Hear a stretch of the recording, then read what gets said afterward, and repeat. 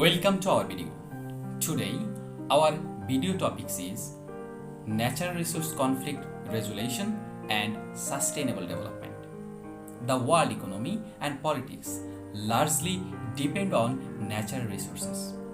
Natural resources is one of the most valuable capital for many countries. By the uses of natural resources, one country can accelerate their development. On the other hand, natural resources undoubtedly play an important role in the economy as well as politics of many countries. Impact of natural resource conflict over economy and politics.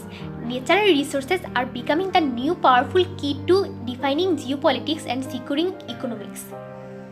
The history of oil, gas and minerals has many examples of how it has excited and driven international politics in its fight to secure these resources.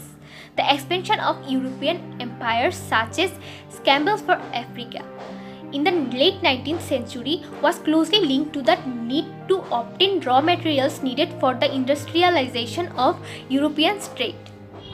Natural resources are materials from the earth that are used to support life and meet people. Any natural substance that humans use can be considered as natural resource. Coal, natural gas, metals, stones and sands are natural resources. Other natural resources are air, sunlight, soil and water. Animals, birds, fish and plants are also considered as natural resources. Natural resources are used to make food, fuel and raw materials for the production of goods. Natural resource conflict, a disagreement or dispute over access to natural resources, control over natural resources, and use of natural resources. Types of natural resource conflicts commonly categorized by type of resource: extractive industries, mineral oil and gas, fresh water, land, timber, fisheries.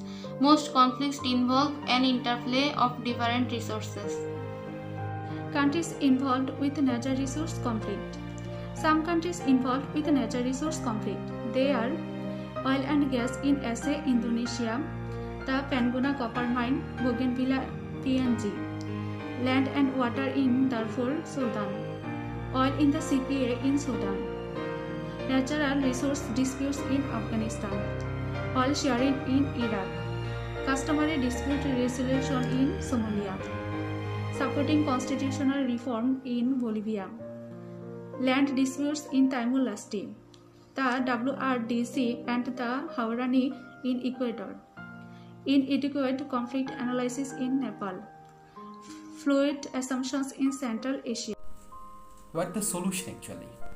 First option, that is maintaining a good peace negotiation and practicing a smart diplomacy. But it is too much complicated. And the second option is to mitigate the more dependency in natural resources and create a more focus in renewable energy. When a country fully depends on a natural resource, it's taught to create another option. For this reason, they have involved in such kind of conflict. But think about a country majorly depends on a renewable energy. They have less priority and consequentially they have a less intention to create a conflict. Sustainable development is the management of renewable resources for the good of the entire human and natural community.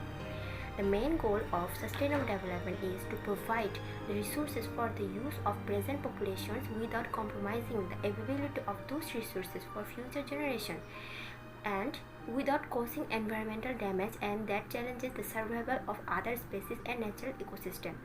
There are three objectives of sustainable development. They are economic development, social equity, and environmental conservation. So the society, economic, and environment are the pillars of the sustainable development. How can we spend life sustainably? For this, the people and planners relationship should be bearable and people's and profits relationship should be equitable. On the other hand, the relationship between profit and profit should be viable. If we balance the relationship, we can spend life sustainably.